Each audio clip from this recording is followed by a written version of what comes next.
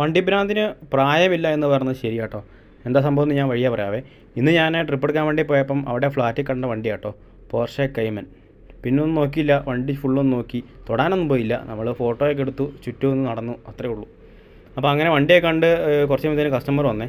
അപ്പോൾ ഇന്നത്തെ വണ്ടി വേറെ ഒന്നുമല്ല, ബലേനോ കേട്ടോ. അപ്പോൾ അതിനകത്ത് മറ്റേ 360 ക്യാമറയൊക്കെ സെറ്റ് ചെയ്തിട്ടുണ്ട്. 360 ക്യാമറ അഡീഷണൽ കയറ്റിയതല്ല കേട്ടോ, അത് ഫുൾ ഓപ്ഷൻ വണ്ടി ആയതുകൊണ്ട് അതിനകത്ത് ഓൾറെഡി ഉണ്ടായിരുന്നു. അപ്പോൾ അത് നോക്കി ഞാൻ റിവേഴ്സ് ഇടാൻ വേണ്ടി നോക്കിയപ്പോൾ കണ്ടതാണ് കേട്ടോ ഓപ്ഷൻ. അവിടെ ആ ക്യാമറയുടെ ബട്ടൺ ഒന്ന് പ്രസ് ചെയ്ത് കഴിഞ്ഞാൽ 360 ക്യാമറ ഫുൾ ഓൺ ആകും കേട്ടോ. പിന്നെ നമുക്ക് അഡീഷണൽ ഫ്രണ്ടിലെ ക്യാമറ സെപ്പറേറ്റ് എടുക്കാം, ബാക്ക് എടുക്കാം, സൈഡ് എടുക്കാം. അങ്ങനെ ഏത് സൈഡിൽ വ്യൂ വേണമെങ്കിലും നമുക്ക് സെപ്പറേറ്റ് എടുക്കാൻ പറ്റും കേട്ടോ.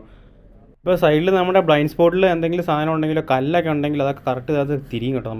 പിന്നെ കണ്ട വേറൊരു ഫീച്ചർ ഹെഡ് അപ്പ് ഡിസ്പ്ലേ ആട്ടോ. ഇതിനകത്ത് നമുക്ക് കറണ്ട് സ്പീഡ്, പിന്നെ ടാക്കോമീറ്റർ, ഡേറ്റ്, പിന്നെ ഗിയർ പൊസിഷൻ, ഇങ്ങനെയുള്ള കുറച്ച് കാര്യങ്ങൾ നമുക്ക് കാണാൻ പറ്റും കേട്ടോ. വീഡിയോയുടെ തുടക്കത്തിൽ ഞാൻ പറഞ്ഞില്ലേ വണ്ടി ഭ്രാന്തിന് പ്രായമില്ലെന്ന്. വേറൊന്നുമല്ല കേട്ടോ, ഈ കാണുന്ന സാറിനോട് കേട്ടോ ഞാൻ ഇന്ന് ട്രിപ്പ് പോയി. ഏകദേശം സാറിന് 77 വയസ്സുണ്ടേ. സാർ ഈ പ്രായത്തിൽ നന്നായിട്ട് വണ്ടി ഓടിക്കും കേട്ടോ. അത് മാത്രമല്ല, സാർ ഇതിനു മുമ്പ് ഓടിച്ച വണ്ടികൾ എന്നോട് ചോദിച്ചു ഞാൻ ഏതൊക്കെ വണ്ടികൾ ഓടിച്ചിട്ടുണ്ട്, ഓടിച്ചാൽ ഇഷ്ടപ്പെട്ട വണ്ടി. അത് മാത്രമല്ല, സാറിൻ്റെ ഇതിന് മുന്നേ ഉണ്ടായിരുന്ന വണ്ടി ഏതാണെന്നറിയോ, 1.6 ലിറ്റർ പോളോ. പിന്നെ ഞങ്ങൾ ഇവരോട് സംസാരിച്ച് ഫുള്ള് വണ്ടിക്കാർ കേട്ടോ. ഞാൻ ഏതൊക്കെ വണ്ടികൾ ഓടിച്ചിട്ടുണ്ട്, ഓടിച്ചാൽ ഇഷ്ടപ്പെട്ട വണ്ടി, പിന്നെ സാറ് ഓടിച്ച വണ്ടികൾ. സാറ് മസറാട്ടിയൊക്കെ ഓടിച്ചിട്ടുണ്ട് കേട്ടോ. അത് ഇവിടെ നിന്നല്ലേ, പുറത്തുനിന്ന് കേട്ടോ. ഞങ്ങൾ പിന്നെ കളമശ്ശേരിയുള്ള നിപ്പോണ്ടായിട്ടേ പോയേ, വേറെ ഒന്നുമല്ല കേട്ടോ, ഇന്നോവ ഹൈക്രോസ് ടെസ്റ്റ് ഡ്രൈവ് ചെയ്യാൻ വേണ്ടിയിരുന്നു. അപ്പോൾ സാർ എന്നെയും കൂട്ടി, എന്നോട് പറഞ്ഞ് കയറി പോകാം, ധൈര്യമായിട്ട് പോകാം, നമുക്ക് പോയി ഓടിച്ച് വെക്കാമെന്ന്. പിന്നെ ഞങ്ങളത് ഓടിച്ച് നോക്കി, പക്ഷേ വീഡിയോ നിറക്കാൻ പറ്റില്ല കേട്ടോ. അത് കഴിഞ്ഞ് ഞങ്ങൾ നേരെ വീട്ടിലേക്ക് പോയി. കാരണം സാറിൻ്റെ വണ്ടി ചെറിയൊരു പണി ഉണ്ടായിരുന്നു. അപ്പോൾ അതൊന്ന് വർക്ക്ഷോപ്പിൽ കൊടുത്ത് കഴിഞ്ഞപ്പോൾ അവിടെ വെക്കണം എന്ന് പറഞ്ഞു വണ്ടി. പിന്നെ ഒന്നും നോക്കിയില്ല, ഞങ്ങൾ അടുത്ത വണ്ടിക്ക് സാറിൻ്റെ ഫ്ലാറ്റിലേക്ക് വന്ന വഴിയാണേ, ഒരു കുറുക്ക് വഴി കയറിയാണ് പോയത്. അപ്പോൾ കണ്ട കാഴ്ച കേട്ടോ.